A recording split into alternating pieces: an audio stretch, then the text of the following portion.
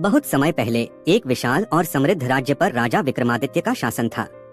उसके पास अपार धन, शक्तिशाली सेना और संगमरमर से बने भव्य महल थे। चारों ओर उसका ही नाम गूंजता था। धीरे धीरे राजा के मन में यह भ्रम बैठ गया कि वह अमर है और उससे बड़ा कोई नहीं।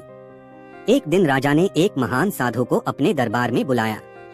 सोने के सिंहासन पर बैठकर गर्व से उसने कहा, प्रणाम साधु महाराज, देखिए मेरा यह साम्राज्य।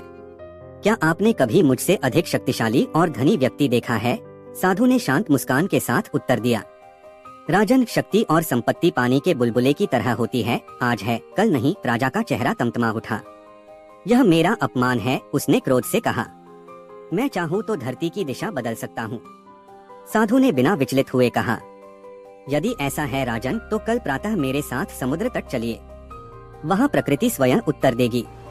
अगली सुबह राजा अपने मंत्रियों और सैनिकों के साथ समुद्र किनारे पहुंचा। लहरें धीरे धीरे आगे बढ़ रही थीं। साधु बोले, राजन, इन लहरों को आदेश दीजिए कि ये रुक जाएं और आपके बहुमूल्य जूतों को गीला न करें। राजा ने गर्जना की, ऐ समुद्र, रुक जा, मैं इस धरती का स्वामी हूँ, मेरे आदेश का पालन कर। पर समुद्र मौन रहा। अचानक एक प्रचंड लहर उठी और राजा को पूरी तरह भिगो गई। उसका मुकुट सिर से गिरकर रेत में दब गया। सैनिक स्तब्ध रह गए।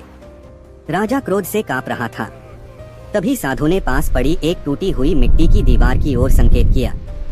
साधु बोले, राजन, यह दीवार किसी समय एक महान राजा की थी, आज केवल अवशेष हैं। समुद्र ने आपके पूर्वजों को भी देखा है और उनके घमंड को भी डूबते देखा है।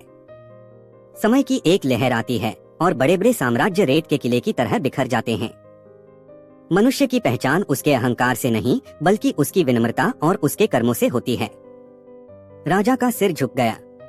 पहली बार उसे अपने छोटेपन का एहसास हुआ। उस दिन उसने समझ लिया कि मृत्यु और समय के आगे राजा और रंग सब समान हैं। उसी दिन से राजा विक्रमादित्य ने अपना घमंड त्याग दिया। उसने वैभव से अधिक न्याय, शक्ति से अधिक दया और आदेश से अधिक सेवा को महत्व देना शुरू किया। कहा जाता है कि वही राजा जिसे लोग कभी उसके डर से जानते थे, बाद में उसे उसके अच्छे कर्मों के लिए याद करने लगे।